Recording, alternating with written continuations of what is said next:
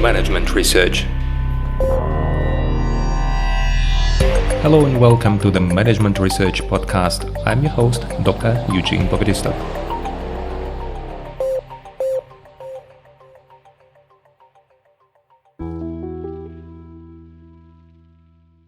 Hello and welcome to the next episode in my mini-series dedicated to the topic of strategic management. And in our previous episode, we talked about the three pillars of strategy and we talked about strategic moves. And I just want to give you some examples of strategic moves that happened during the war that started recently when Russia invaded Ukraine. If you remember, when the war was before starting the war, the Russian troops were located close to the border. Nobody really knew whether the war is going to start or not. But the first strategic move that we saw from the Western countries was the delivering the Javelin rockets to Ukraine. Because at that moment, Western countries thought that Ukraine will not be able to withstand Russian army and that having the parties on war probably will be something that Ukraine will have to do. And having these rockets, the Javelin rockets, could have stopped Russian invasion. That it actually didn't, but anyway, it was a strategic move that designed the next weeks or maybe the months of the war. Because when the Russian troops invaded Ukraine, they noticed that they are losing a lot of weapons just because of these Javelin rockets and also because of the Ukrainian aviation that still survived and destroyed the tanks and the SPVs of the Russian forces. So the next move, strategic move was made from Russia. They decided to withdraw troops from the north of Ukraine and from the northeast of Ukraine and relocate these troops to the south of Ukraine. So the first move, Ukraine succeeded, but again, then Russia increased the number of troops in the south and in the east of Ukraine. And we needed to make another move, and another move was the delivery of the cannons, the M555 cannons from the US and from Europe. And these cannons also were not a game changer, but they really stopped the Russian troops during the invasion in the south and in the east. The Russians noted it, and the next strategic move from the Russian side was to relocating their artillery to the east and to the south.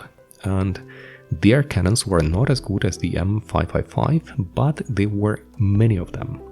They had about 10 cannons for one cannon that we had on the Ukrainian side. And it increased the power, it outweighed the modern technology that we received from Western countries. So that was the next step needed. We needed the next strategic move that will help our troops withstand, it will help our troops also to succeed. So the next move that was really a game changer was the delivery of the HIMARS rockets to Ukraine that have a distance of shooting of 80 up to 80 kilometers. And with this 80 kilometers, Ukraine managed to destroy the logistic ways of delivering shots for the cannons from Russia. And this was really a huge strategic move that made Russia in the next months completely rethinking their logistics and how it can work with logistics. And that is why Russia also had to do something, so it didn't work with the cannons anymore just because they had not sufficient shots, because the shots could not be delivered because they were destroyed during delivery. The warehouses, the temporary warehouses, they were destroyed by the HIMARS rockets. So the next move was from the Russian side, where they started using these Shahed drones. And Shahed drones, they are wearing about 20 kilograms of explosives, and they became a big problem for the Ukrainian side. That is why the Ukrainian side had to make another strategic move. And what we did, we developed the mobile troops that shot down these drones, which were very simple to organize, and let's say they were very mobile, and they were a new way of counter drone defense that we developed.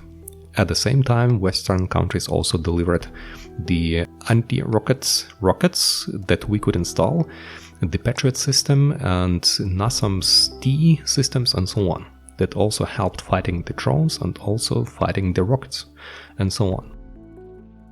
So I'm not going to continue how the war evolved in Ukraine. It is still evolving and we still see strategic moves from each side made, but I just want to show you again what is strategic move. It is a one move that will design the development of the markets in our event, the battlefield, over the next months and maybe years. So of course we hope that the war will not last too long, but you see already that, okay, the war is much more intense than the market. But you see that one strategic move can define what is going to happen between two fighting actors on the battlefield over the next weeks, months, and sometimes years. I hope it was interesting. I hope it was an application of what we have learned in the previous episode. And if you want to have more of examples, please let me know. Otherwise, wish you all the best, and I'll see you in the next episode. Bye bye.